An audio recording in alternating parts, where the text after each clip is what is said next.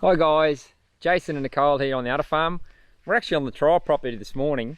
I'm actually on my way down to move the girls in their cell. We've actually had 200 mil of rain over the last couple of weeks. We finally had a full week of sunshine. So the grass is really taken off.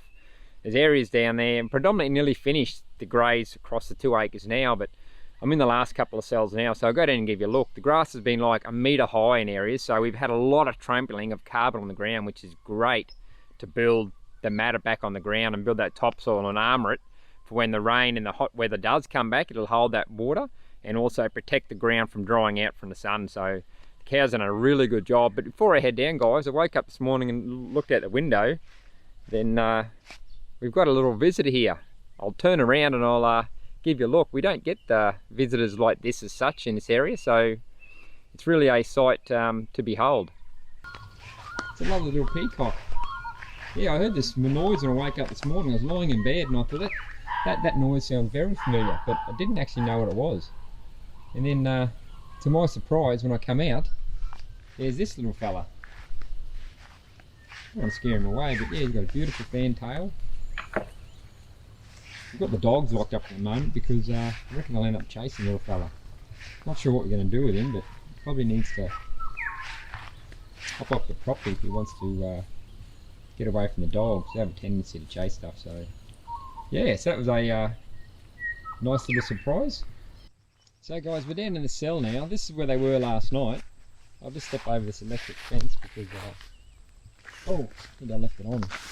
Yes, this is where they were last night, guys. So what I'm trying to do now is, because we've had a lot of rain and a lot of growth, I just want to go through and pull the tips of these plants off. So I don't want to overgraze too much. What I want to do is just predominantly take the tips, and because the sun's out now and we've still got the moisture in the ground, the recovery should be fast, because I'm leaving, I reckon probably 60 to 70% of the plant, instead of, you know, going down to that 60%. I reckon I'm probably at 70, probably 70 to 80% of the plant actually. So the recovery will be fast. It's going to be faster because I've only taken 20% of the plant rather than the 40%. And I'll give you a comparison. This is where they were last night.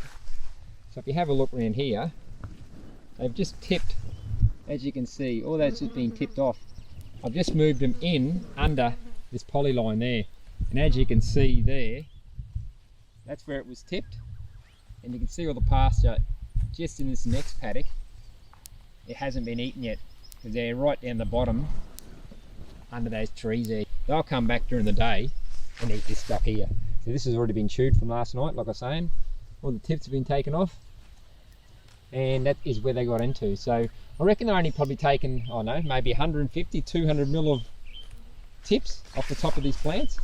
So I'm still leaving them in the 10 hours because there's so much forage at the moment because of the rain. They've got heaps to eat and they've got all the energy in those fresh tips, so should be good condition for them to put on a bit of weight. So what I want to do is leave it like that. Recovery time will be faster, which means it mightn't be the 45 days, or I'll bring them back in. It should be a lot sooner, so I'm hoping to get about 24 days, about 4 weeks out of this move, and then bring them back in. So this is where they are at the moment, guys, and as you can see, I moved them down from, they went straight past all that grass there, that Rhodes grass, bit of bluegrass. They're all up there before under that tree, just absolutely giving it a real good hammering. So they're loving it. I don't let them in here very often, so what I did is I actually grazed them down the driveway there after all that rain. There's no way I was going to put them up on this hill, because after 200 mil of rain they would have really pugged that hill up. It would have been devastating. It would have been sliding down with their hooves. It would have ripped up the grass, ripped up the dirt. So I actually gave it a week of drying out. So this has been a full week now of sunshine. And like I said, they're absolutely loving it. Hello, Randy. Just come say hello to everybody. Yeah. There, guys, that's it. So after here, when they finish grazing across this property, I've given the neighbour's property a rest. So we pulled them in just after it finished raining to graze here, because a lot of this had come to seed. So rather than let it come to seed and die off, I thought I'd quickly graze them through.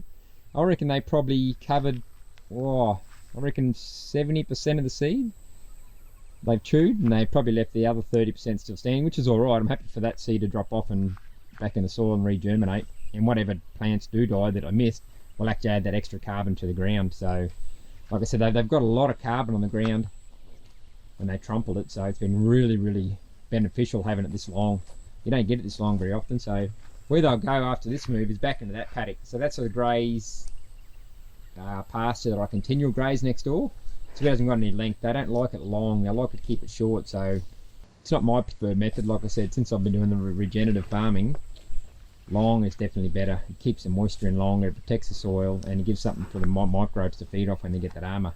But yeah, they're their preference, so I just let them continuous graze through there. Probably let them in there for maybe, well, it'll be 28 days. I'll probably have to give them a couple of bars of hay because there's not much forage in there, and then I'll bring them back in, and then after that I'll give it a good spell, and I'll send the girls out to the Udderfarm where all the other cattle are. Right guys, as you can see, they're starting to head back behind me now up into that pasture that I originally showed you where I moved them into. Trying to give them shade where I can. I've been making laneways down to the shady areas because, yeah, with all the humidity and the rain that was around, it was really woeful conditions outside. So a bit of extra work for me to make the lanes, but you know what? I think the cows are grateful, so they've had somewhere to shade up when it's been really hot, and yeah, so it's been well worth the effort. Righto guys, I'll finish off that note. Have a good morning, have a great afternoon, and have a terrific evening guys, wherever you're watching this from, and we'll catch you later.